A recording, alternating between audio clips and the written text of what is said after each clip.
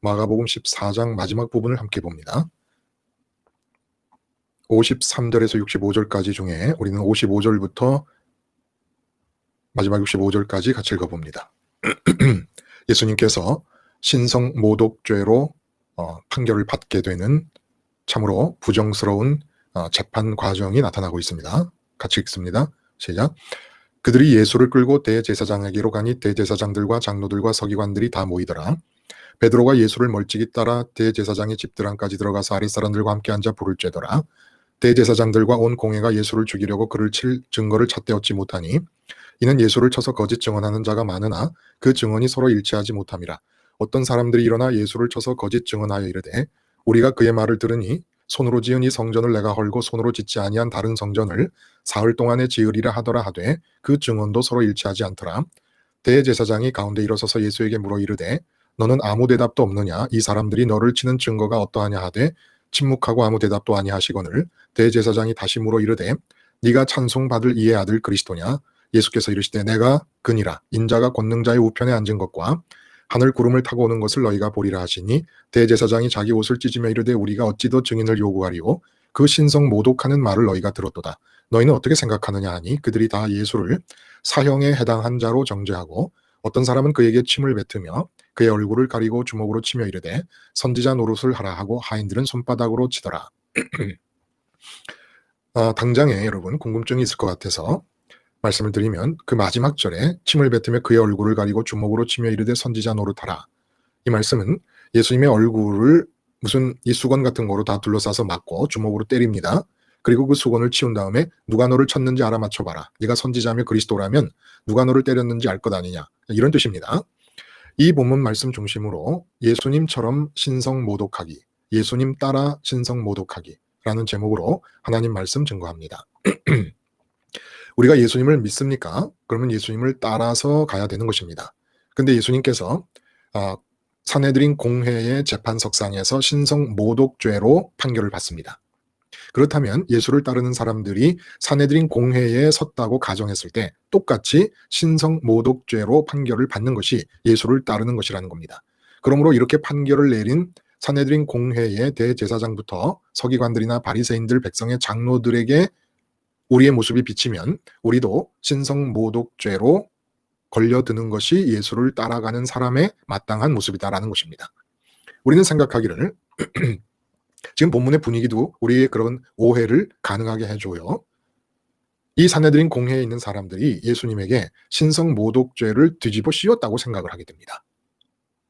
근데 이 사람들이 단지 한간에 그런 말들이 많이 있지 않습니까? 대한민국 검사들이 죄를 먼저 정해놓고 한 사람을 표적 삼아서 그 죄에 짜 맞추어 넣는 그런 일들을 이전에 많이 했다고 합니다. 요즘이야 그러겠습니까? 검사님들이 얼마나 바쁘게 열심히 일하십니까?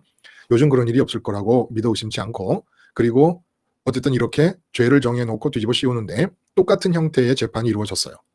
그런데 결국은 신성 모독죄라고 하는 예수님의 하나님 아들 되심으로 그 신분 안에서 하늘에 계신 아버지만의 뜻을 따르며 사시다가 돌아가신 이분에게 신성 모독죄를 뒤집어 씌우려고 하는 이 재판 속에서 실제로 예수님이 신성 모독죄인으로 판결이 난 것은 억지로 뒤집어 씌운 게 아니었다는 사실을 우리가 그동안 모르고 있었습니다.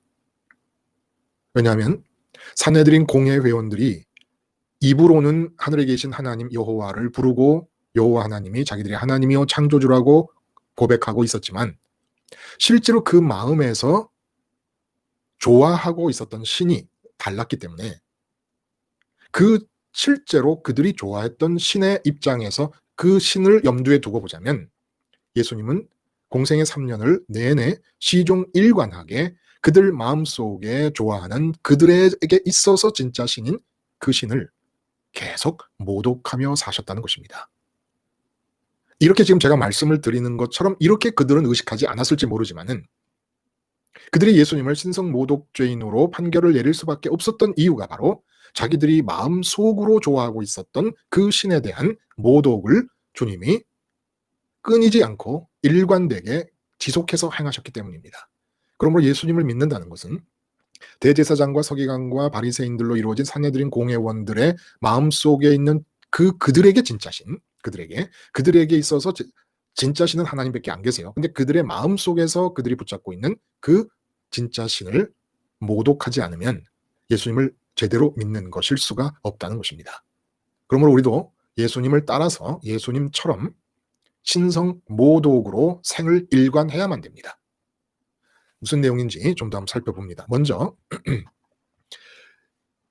대제사장이 예수님에게 신성 모독죄의 판결을 내리는 이 상황을 이해하기 위해 신이라고 하는 개념이 성경에서 어떻게 사용되고 있는가를 좀 볼 필요가 있어요. 출애굽기 20장 3절 십계명 첫 계명이 너는 나 외에는 다른 신들을 내게 두지 말라 말씀하셨습니다. 다른 신을 내게 두지 말라. 그 다음 계명이 우상을 섬기지 말라요. 우상을 섬기지 마는 것과 다른 신을 섬기지 마는 것이 우리는 같은 것이라고 혼동할 때가 많습니다. 근데 분명히 1계명에서 다른 신을 내게 두지 말라 그랬어요. 그럼 이 다른 신이 무엇인가? 예수님께서 직접 아주 명확하게 답을 내주십니다.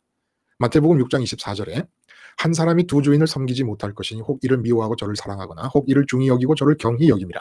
너희가 하나님과 재물을 겸하여 섬기지 못하느니라. 두 주인, 다른 신을 이렇게 표현하신 것입니다. 하나님을 섬긴다고 하는 사람이 또 다른 섬김의 태도를 보일 때 불가능하다는 거예요. 그래서 하나님 섬김과 재물을 섬김 두 가지를 제시합니다. 그러니까 재물을 섬기는 것이 다른 신을 두는 것이에요. 가장 대표적인 보편적인 다른 신이 바로 돈, 재물이라는 겁니다. 그러면 이러한 의미에서 다른 신은 뭡니까? 신의 속성, 인간과의 관계 안에서 절대자, 자신, 단독으로 있을 때의 속성이 아니라 인간과의 관계 안에서 가지시는 신의 속성이 뭡니까? 다른 신이든 우리의 참 신이신 하나님이든 그 속성이 뭐예요? 인간에게 관계할 때의 속성, 좋으심입니다. 좋음이에요. 좋음. 궁극적으로 만족과 기쁨이 될 수 있다고 믿어지는 대상이 다른 신인 겁니다. 그래서 하나님과 재물을 동등한 선택의 대상으로 우리 앞에 제시하신 것이에요. 예수님께서. 다른 신으로. 그러니까 돈이 내게 궁극적으로 기쁨이 되고 만족이 된다고 믿기 때문에 돈을 벌려고 그렇게 애쓰지 않습니까? 이걸 섬김이라고 말씀하신 거예요. 돈을 갖고 싶어 하고, 가지면 더 늘리고 싶어 하고, 또 갖고 있는 돈을 잘 유지해 가고 싶어 하고, 평생 돈을 벌고 싶어 하는 이런 마음, 이게 섬김이라고 말하는 거예요. 근데 하나님도 똑같이 그렇게 하라는 겁니다. 하나님을 가지고 싶어 하고, 하나님을 벌고 싶어 하고, 하나님을 가졌으면 그 하나님 가짐을 잃지 않고 더 많이 늘려가려 하고, 평생을 하나님을 벌고 싶어서 돈 벌듯이 애쓰는 게 하나님 섬김이라고 말씀하시는 겁니다. 다른 신, 바알이나 아세라, 불상 이런 것은 다른 신이 아니에요.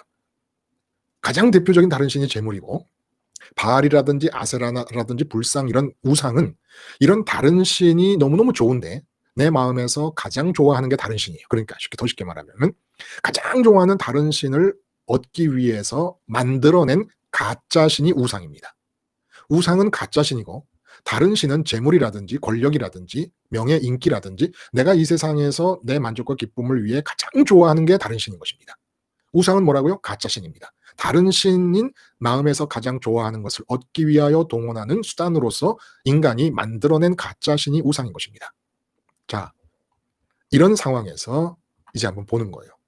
로미오와 줄리엣의 관계에서는 로미오 생각에 줄리엣만이 나를 채워줄 수 있다고 믿고 있기 때문에 줄리엣이 다른 신입니다. 그러므로 로미오와 줄리엣이 서로 다른 신으로 섬기다가 둘 다 죽게 됩니다. 이 비극은 순교입니다. 내가 돈이 너무 좋아서 돈 벌다가 죽었다 그러면 순교하는 겁니다.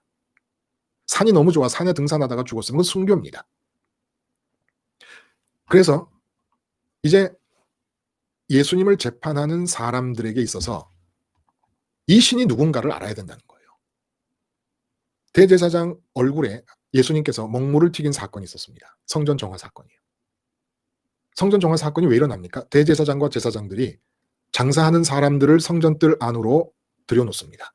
그래서 성전뜰에서 장사를 해라. 그래서 재물을 우리가 판결을 해줄 테니까 다른 지방에서 자기 고향에서 갖고 온 재물들은 다 불합격한 재물로 판결을 내려주고 너희한테서 재물을 사게 할 테니까 성전뜰에서 장사를 하면서 사람들이 재물을 사게 되면은 너희가 독점권을 가지니까 이윤을 많이 붙여라. 그리고 거기서 나한테 커미션을 줘라. 결국 대제사장, 종교 지도자들, 요즘으로 말하면 교황이나 교황청의 대주교들, 그리고 총회의, 개신교로 말하면 총회의 총회장, 총회 임원들, 이런 분들인 것이죠. 이런 분들의 마음속 다른 신, 내 마음에서 가장 좋아하는 것, 내 마음의 만족과 기쁨을 줄 수 있다고 믿어지는 대상은 바로 돈이었습니다. 재물이었습니다. 그리고 또한 대제사장과 사두개인들, 바리새인들, 이 사두개인들 같은 경우 헤롯 당과 마찬가지로 현세 지향주의적인 사고 방식을 가지고 있으면서 이 현세에서 권력이 최고라고 생각했습니다. 그리고 대중들의 인기, 이걸 또 다른 신처럼 여겼어요. 바리새인도 마찬가지. 돈을 좋아하는 사람이라 그랬죠. 예수님이 직접 대고. 그래서 독사의 새끼들이라고 했습니다. 왜냐하면 뱀이 이 땅에 배를 붙이고 기어다니듯이 온 마음에서 채움을 위해 필요로 하는 것들을 다 땅에서 찾으려고 했기 때문에 바리새인들을 독사의 새끼라고 그런 겁니다. 그래서 이들의 신이 요약하자면 돈, 권력, 대중들의 인기였습니다. 자, 이것을 진짜 마음으로 좋아하고 입으로 하나님을 부를 때 하나님은 우상의 자리에 서 계십니다. 하나님은 내가 진짜 좋아하는 신인 돈과 권력과 대중의 인기를 나에게 허락하는 우상일 뿐입니다. 마치 바알과 아세라가 풍요와 다산을 관장하는 신이라는 자기들 멋대로의 생각을 갖다 붙인 이유가 풍요와 다산을 다른 신으로, 진짜 신으로 섬기고 있었기 때문에 그들의 마음에는 그게 진짜 신인 거예요. 진짜 신이 하는 역할이, 첫 번째 역할이 뭡니까? 인간과의 관계에서 인간의 마음을 채워주는 겁니다. 만족과 기쁨을 주는 게 진짜 신입니다. 그리고 그렇게 만족과 기쁨을 준다고 믿어지는 것이 사람들, 그 사람 개인에게 있어서 진짜 신이고 다른 신인 것입니다. 그러니까 예수님은 하나님을 신으로 제시하십니다. 진짜 내 마음에 기쁨과 만족을 줄 수 있는 분은 하늘에 계신 창조주 하나님밖에 없다. 근데 이 사내들인 공예 회원들은 진짜 신을 재물로 그리고 권력으로 대중들의 인기로 붙잡고 있었다는 것. 요즘과 다를 바가 거의 없습니다. 이런 상황에서 재판을 합니다. 예수님이 보좌 우편에 앉아 계신 것과 이 세상을 심판하기 위해 다시 올 것을 보게 되리라는 말씀을 하십니다. 보게 될 것이에요. 다 부활해가지고. 이 얘기는 무슨 얘기입니까? 용납할 수가 없는 거예요. 용납할 수가. 솔로몬의 재물을 능가하는 재물을 가지고 있으면서 이런 소리를 했다면 다윗의 권력을 능가하는 권력을 가지고 있으면서 로마 제국을 파괴시키고 독립시킬 수 있는, 이스라엘을 독립시킬 수 있는 권력과 군사력을 가지고 있으면서 이런 말을 했다면 이들은 믿었을 것입니다.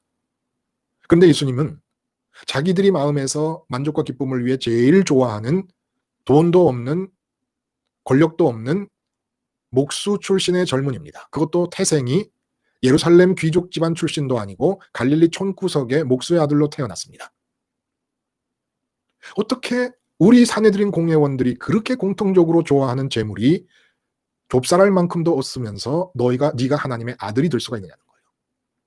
하나님의 아들이 되려면, 그리고 그리스도가 되려면 내가 신으로 섬기고 있고 내게 가장 큰 기쁨과 만족을 줄 수 있다고 믿고 있는 돈이 어느 정도라도 있어야 되는 것 아니냐는 겁니다. 권력이 어느 정도라도 있어야 되는 것 아니냐는 겁니다. 이들이 예수님을 신성모독이라고 한 것은 표면상으로는 하늘에 계신 하나님의 아들이라고 했기 때문에 신성모독죄를 걸었지만은 그 하늘에 계신 하나님이 어떤 분이십니까? 마음속의 진짜 신, 돈과 권력과 대중의 인기를 허락하셔야 합니다. 당신의 역할은 내게 돈을 주고 권력을 주는 것입니다라고 사람들에 의해서 우상처럼 만들어진 하나님이었다는 거예요. 근데 돈도 없고 권력도 없고 아무것도 없는 주제에 그 하나님의 아들이라 그러니까 그 하나님의 아들이었다면 당연히 돈이 솔로몬 2배는 돼야 되고 다윗의 군사력의 몇 배는 돼야 되고 대중들의 인기에 있어서도 누구 못지 많아야 되는 것인데 네가 무엇이 있기에 하나님의 아들이라고 얘기하느냐는 것입니다. 그래서 신성모독죄에 걸린 것이에요. 목사님들 중에서 십자가 복음 방송을 통해 십자가 생활화의 길을 공유하며 그야말로 십자가 한솥밥 먹는 식구로 살아가시는 분들이 많으십니다. 근데 이제 그분들 중에 특별히 작은 목회를 하시는 목사님들이 노회 모임이나 목사님들 모임을 가게 되면 계속해서 십자가 생활화를 전하십니다. 그건 뭐 제가 전하는 십자가 생활화가 아니라 당신이 십자가 생활화가 진리라고 믿으셨고 성경 속에서 십자가 생활화가 얘기되고 있음을 알고 계시니까 이젠 당신의 말씀으로 전도를 하는 겁니다. 그런데 이 작은 목회를 하시는 목사님들의 십자가 생활화의 권유를 받아들이는 목사님이 10분 목사님 중에 한두 분 있을까 말까 하다는 것이에요. 경험적으로 목사님들이 와서 말씀을 해주실 때 보면은. 이유가 뭡니까? 저는 직접 제가 그 경험을 했어요. 선배 목사에게, 학교를 같이 다닌 선배 목사예요. 십자가 생활화를 얘기했더니 막 웃어요. 웃으면서 뭐라 그러시는 게 아니라 태 목사가 십자가 생활화로 3년 만에 1000명이나 2000명 목회를 만들어내면 사람들은 십자가 생활화를 전하지 않아도 십자가 생활화를 하겠다고 목사들부터 벌떼처럼 몰려들어 배우려고 할 것이다. 1000명 목회, 2000명 목회를 만들어라. 먼저. 10,000명 목회를 만들면 십자가 생활화 퍼지는 건 시간 문제다. 그런 얘기를 제게 직접 면대면해서 하고 하셨던 목사님, 선배 목사님을 기억합니다. 똑같은 거예요. 개척하여 상가에 예배당을 꾸려놓고 목회하는 그 현장에 무슨 구원이 있겠느냐는 겁니다. 교인이 7명, 10명밖에 안 되는 그 목회 현장의 목사님의 입에서 무슨 구원의 얘기가 나올 수 있겠냐는 겁니다. 산헤드린 공회원과 대제사장이 예수님을 볼 때 느끼는 것은 네가 돈도 한 푼 없고 권력도 하나도 없는데 무슨 사람들에게 행복과 기쁨과 만족이 주어지는 구원을 허락할 수 있냐는 얘기입니다. 네가 무슨 그리스도가 될 자격이 있느냐는 겁니다. 예수님이 세상을 살아가신 방식이 뭡니까? 당신을 따르겠다는 서기관에게 이렇게 말씀하십니다. 여우도 굴이 있지만 인자는 머리 둘 곳이 없다. 서기관, 네가 유대의 지도자의 입장으로서 이렇게 남루한 나를 따르겠다는 결심이 대단하지만 궁극적으로 네가 나의 발전 가능성, 너의 기준으로 볼 때 이 세상적인 발전 가능성을 보고 언젠가는 명성을 얻을 거고 언젠가는 권력을 지실 것이고 언젠가는 부가 따를 수밖에 없을 만큼 능력이 있는 분이라고 생각해서 나를 따르겠다 한다면 나는 끝까지 머리 둘 곳도 없이 살 사람이니까 나를 따르지 말아라. 그건 오해다 라는 말씀을 하시는 것입니다. 한마디로 모든 사람이 보편적으로 믿고 있는 마음속의 신, 재물을 모독하십니다. 재물이 없어도 행복할 수 있다는 것이고 재물이 없어도 기쁠 수 있다는 것이고 재물이 하나도 동원되지 않아도 인류를 구원하실 수 있다고 말씀하고 계시는 것입니다. 도대체 왜 우리 대한민국이나 미국의 개신교들은 그렇게 많은 예산을 필요로 할까요? 무엇 때문에? 예수님은 예산이 한 푼도 들어가지 않는 상태에서 인류를 구원하십니다. 이것이야말로 75억 인구가 보편적으로 마음속으로 믿고 있는 돈이라는 신에 대한 정면으로 도전하는 신성 모독입니다. 권력, 빌라도 앞에서 빌라도의 권력을 조금도 존경하는 태도나 두려워하는 태도를 보이질 않으십니다. 사람들 마음에, 지금 정치가들 마음속에 신이 뭐예요? 대권이 신입니다. 세상에서 가장 나를 만족하게 하고 기쁘게 할 수 있는 일이 대통령 자리입니다. 그런데 이런 대통령 자리를 예수님께서 모독하십니다. 대통령 자리가 무슨 기쁨이 되냐? 대통령 자리가 무슨 만족이 될 것이라고 생각하느냐? 천만의 말씀이다. 하늘에 계신 하나님 아버지만이 신이시다. 하나님 아버지만이 내 마음에 진정한 기쁨과 행복을 주실 수 있는 분이시고 그분 자체가 바로 행복의 근원이시고 기쁨과 만족의 근원이시다. 이 세상 모든 사람들이 마음속에 섬기는 신, 그들은 마음속에 신을 두고 예를 들어 말씀드렸던 돈이나 권력이나 대중의 인기나 또 목사님들 중에서도 보면 대중의 인기에 목숨 거는 목사님들이 많아요. 제가 아는 선배 목사님들도. 이름만 대면 여러분이 다 아시는 분들이 많습니다. 제가 개인적으로 그 대중의 인기에 얼마나 반응을 민감하게 하는가를 직접 봤기 때문에 다 알지요. 근데 이런 식으로 지금 인류가 마음속에 진짜 신으로 믿고 있는 이 다른 신들을 위해서 인류는 가짜 신을 만들고 종교를 만들어낸 것입니다. 그런 내가 마음에 최고로 좋아하는 다른 신을 얻기 위한 방법으로 우상 앞에 절을 하는 것으로 종교를 만들어내고 가짜 신을 만들어냈죠. 근데 지금 기독교의 경계가 다른 신을 섬기며 하나님의 이름을 불러 하나님을 우상시하는 것은 물론이고 완전히 살아있는 복음이 아니라 가짜 신을 만들어내는 종교와 똑같은 상태가 되어버렸다고 봐도 과언이 아니라는 것입니다. 여러분, 예수님을 따라서 75억 인구 마음속에 섬김을 받고 있는 이 세상의 다른 신들을 여러분의 삶 속에서 모독하며 살고 계십니까? 신성 모독죄를, 이 세상의 다른 신을 섬기는 사람들의 입장에서 바라볼 때 신성 모독죄를 짓고 살며 계십니까? 신성 모독죄를 짓지 않고 있다면 우리는 믿는 게 아닙니다. 돈이 있든 없든 웃을 수 있어서 돈이라는 돈이라는 신에 대해 신성 모독을 해야 됩니다. 권력이 있든 없든 세상 사람들이 말하는 형통이 이루어지든 이루어지지 않든 그 모든 다른 신들을 모독하는 웃음을 여러분 얼굴에 띄고 살아야 됩니다. 그 모든 다른 신들이 배설물로 여긴다는, 어떻게 그 다른 신들, 돈과 권력과 대중의 인기, 이런 다른 신들을 사도 바울은 배설물이라고까지 모독을 할 수가 있습니까? 근데 돈이 내 마음에 들어와서는 연금도 있고 계좌에 돈도 들어있고 또 이래저래 부동산으로 달달이 들어오는 월세도 있고, 근데 그런 돈들을 내 마음 안으로 들여놔서는 안 되는 배설물로 여겨본 적이 있으십니까? 그거를 어느 단체에 갖다 바치라든지 가난한 사람을 위해 다 팔라든지 그런 얘기를 지금 하는 게 아니에요. 마음에 들어와서는 안 됩니다. 마음에 들여놓는다는 입장에서는 절대 들여놔서는 안 되는 배설물이라는 거예요. 배설물은 어떻게 돼? 빨리 배설을 해버려야 되는 거 아닙니까? 그렇게 좋은 돈, 재벌 회장님 앞에서 어쩌면 그렇게 배설물을 잔뜩 가지고 계십니까? 재벌 회장님, 당신은 변비의 왕이십니다. 이런 마음으로 재벌 회장을 보고 있느냐고요. 대통령 되지 못해 안달복달을 하고 있는 그 정치가들을 보며 변비의 왕들이라고 보고 있느냐고요. 그렇게 신성모독을 하며 살아야 된다는 겁니다. 다른 신들. 나인성 과부에게는 그 외아들이 다른 신이었겠죠. 그 외아들의 형통함이 다른 신이었겠죠. 그 외아들의 형통함이 없어도 엄마가 웃을 수 있는 그런 신성모독죄를 짓고 살아야 되는 것입니다. 우리가. 그래서 뜬금없이 하늘 보좌 우편에 앉아있는 것을 보리라는 말씀을 하십니다. 하늘 보좌 우편에서만 하나님은 내 하나님으로 나와 하나가 될 수 있습니다. 하나님 보좌 우편으로 갈 수 있는 유일한 길은 십자가의 길밖에 없습니다. 십자가에서 주님과 함께 이 세상의 모든 사람들의 마음에서 최고로 좋다고 여겨지는 다른 신들에 대해서 십자가를 통해 예수님과 함께 죽어야 됩니다. 당신 없어도 나는 행복할 수 있다. 다른 이 세상의 모든 다른 신들이요, 그대 없어도 나는 기쁠 수 있고 만족할 수 있고 행복할 수 있다.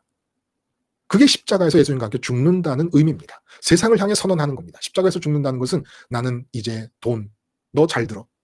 너 없어도 웃을 수 있다. 라는 것이 십자가에서 죽는다는 뜻이에요. 권력과 대중의 인기와 이 세상적인 의미의 성공과 형통, 너희들 잘 들어. 건강과 장수, 너희들 잘 들어. 나는 너 없어도 이제는 너희들 모두 없어도 웃을 수 있다. 이 선언이 십자가에서 죽는다라는 것입니다. 왜 그렇게 배짱을 튕기며 신성모독을 하는 것입니까? 이 세상에 존재하는 모든 다른 신의 신성을 모독합니다. 이유가 하늘에 계신 하나님만이 나의 진정한 기쁨이 되시고 만족이 되신다는 그 이유가 있기 때문에. 그리고 하늘에 계신 하나님을 어떻게 관계할 것인가? 주님이 분명히 못을 박으셨습니다. 재물을 섬기듯 하라는 것입니다. 돈을 벌려고 애썼듯이 그렇게 하나님을 벌려고 애쓰는 것이 하나님을 섬기는 것이라는 겁니다. 무슨 예배당에 나가서 이것저것 직분을 맡아 충성하는 게 하나님을 섬기는 게 아니라 실제로 돈을 벌려고 했을 때 여러분 어떻게 했어요? 내 돈을 가져야 버는 거 아닙니까? 내 하나님을 가져야 하나님 버는 거예요. 내 하나님 가지고 돈 많이 벌었을 때 기뻐하듯이 하나님으로 기뻐하기 위해 하나님을 버는 것. 이것이 하나님을 섬기는 길입니다. 예수님 따라 이 세상에 내 주변 모든 사람들이 마음에서 섬기고 있는 다른 신들을 끊임없이 신성 모독하기 위해서 그 모든 좋다고 하는 신들이 없이도 밝게 웃고 행복하고 감사하기 위해서 오늘도 우리는 주님의 십자가를 붙잡고 그 모든 다른 신에 대해 죽으며 신성 모독을 이어갈 것입니다. 기도하시겠습니다.